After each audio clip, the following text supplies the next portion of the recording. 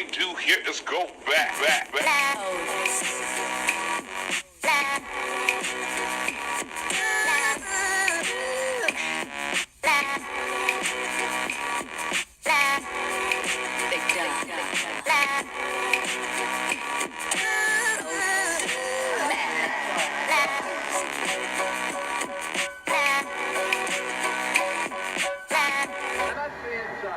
Guys, it's your boy 90's Soul back at it again, doing another video for my series called Iconic 90s.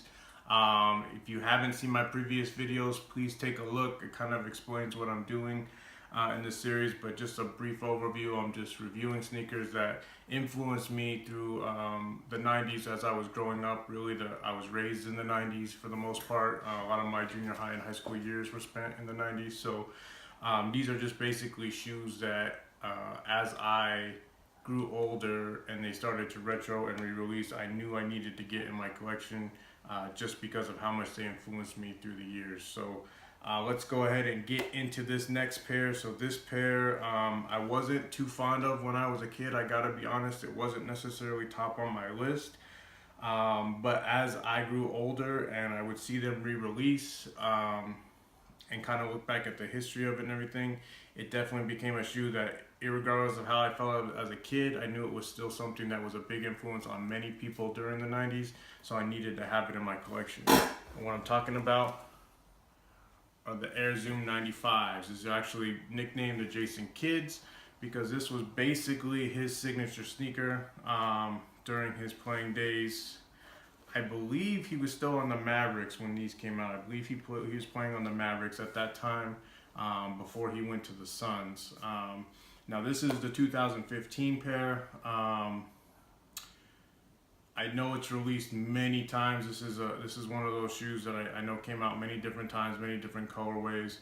But when they were re-releasing this colorway, which is one of the originals, I just knew I had to have it. I mean, I'm a fan of carbon fiber. I know this is not real carbon fiber, but I am a fan of carbon fiber. So I was definitely, feeling this look overall just because of that.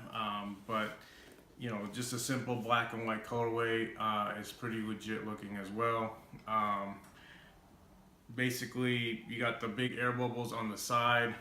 This is like a hard shell, kind of protecting it. I'm not really sure what the purpose was on that. I mean, growing up and seeing these shoes, or when I first saw these shoes, I mean, they look like alien shoes. And I mean, a lot of times, a lot of the shoes, Nike shoes were nicknamed like moon boots and things like that, just because of their kind of different look, future look, alien look, organic look, whatever you want to put on it. And this shoe was no different. I mean, I think that's maybe what turned me off at first, was just this part of the look. It did remind me of maybe an alien or something like that. And then a lot of people had this shoe. That was another thing. I mean, the more people have a particular shoe, sometimes that has it sliding on the list of what I desire. And I think that's what happened in school. Just a lot of people had this shoe, different colorways, and it just didn't. It lacked the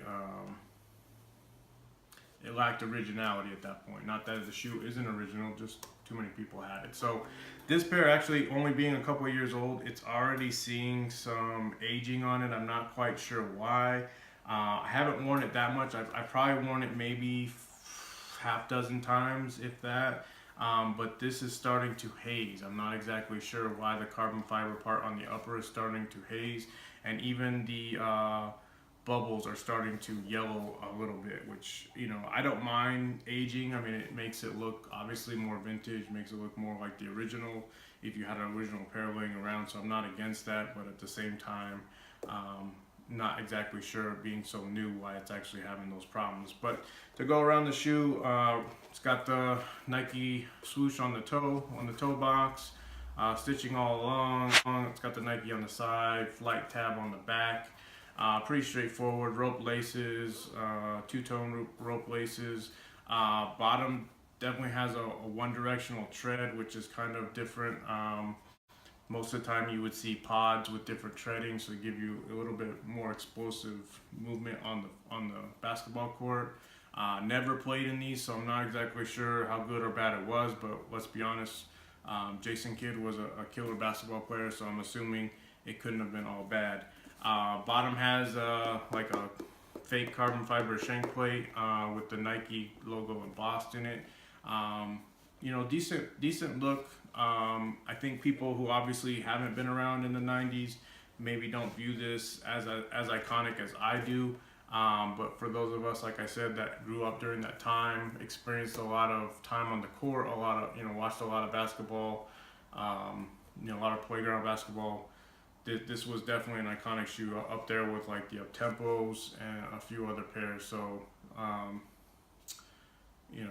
just something that I feel everybody probably has that same opinion of, but I could be wrong. Let me know what you guys think in the comments. Is this a shoe that you guys feel is just as iconic as the ones I mentioned, the up-tempos, even some Jordans? Obviously Jason Kidd. So let me know what you guys think. Let me know if you guys copped a pair, if it lived up to the same kind of expectations as you put on it. And let me know if there's any shoes that you guys want to see. Again, I'm trying to go through some videos right now of some shoes that I definitely have in my collection that I want to share. But let me know if there's a specific shoe you guys are looking to see. It's a good chance I have it in my collection, especially if it's a 90s pair.